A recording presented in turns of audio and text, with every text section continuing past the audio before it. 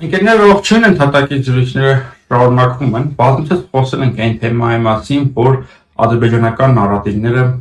ամեն օր տարածվում են մեր երկրում եւ լեգիտիմ են դառնում։ Մենք, այսինքն, սկսել ենք մտածել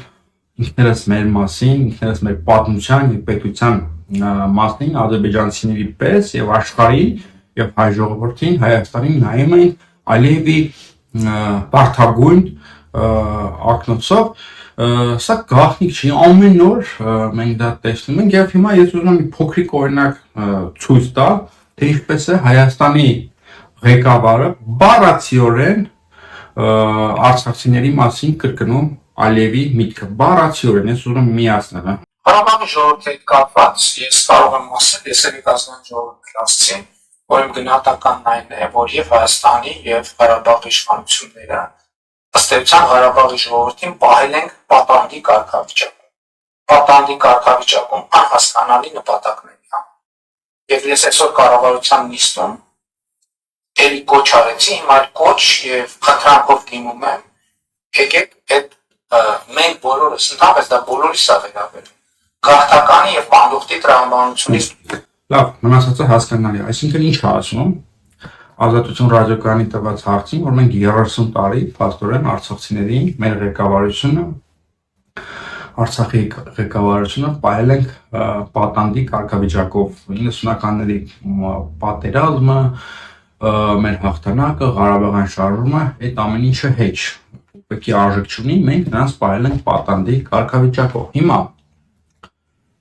բացենք ադրբեջանական լրատվամիջոցներից մեկը, Azertouch, եթե չեմ սխալվում, այդպես է կոչվում։ Եվ կարդանք մի հատված ռուսերեն Ալիևի խոսքից։ Ինչ է ասում։ Просто эти пиявки, эти дикие звери, сепаратисты не позволяют, не дают этим людям жить спокойно. 30 лет держали их в качестве заложников. Եվ այլն, բազմակետեր, էլի Ադրբեջանի նախագահ նույն միտքն է ասում, 30 տարի փաստորեն հակերտների մեջ Արցախի սեպարատիստները եւ Հայաստանի ղեկավարությունը պահել են պատանդի կարգավիճակով եւ թույլ չեն տվել ինտեգրվել ադրբեջանական հասարակությանը, ապրել Ադրբեջանի կազմում հանգիստ, խաղաղ, մի խոսքով Նիկոլ Փաշինյանը եւ Ադրբեջանը կամ արդեն իսկ այս երկորյակ եղբայրները խոսում են մեր հետ նույն լեզվով։ Սա խոսում է հայերեն, նա խոսում է ադրբեջաներեն, բայց ըստ էության նույն բանն են ասում, դա նույն լեզուն է, նույն հակահայկական, ֆաշիստական, հայաֆոբ լեզուն է եւ հիմա այս ռետորաբանությամբ Նիկոլ Փաշինյանը պատրաստվում է վերընտրվել եւ շարունակել այս հակահայկական, հակապետական հակազգային քաղաքականությունը, որը արդեն իսկ պարզ է, թե մեզ մինչև ուր կհասցնի, այդ մինչև օրը ինչ է նշանակում, դա լրջագույն սպառնալիք է մեր ինքնիշխանությանը, մեր մշակութային ինքնիշխանությանը,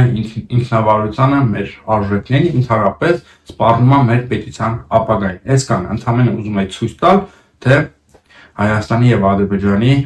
այս երկու երկվորյակ եղբայրները ինչ են մտածում մեր մասին եւ ինչ լեզվով են մեզ հետ խոսում, չմոռանաք բաժանորդագրվել մեր YouTube ալիքին 1991 եւ հավանել, տարածել ընդհատակի զրույցները, շնորհակալություն։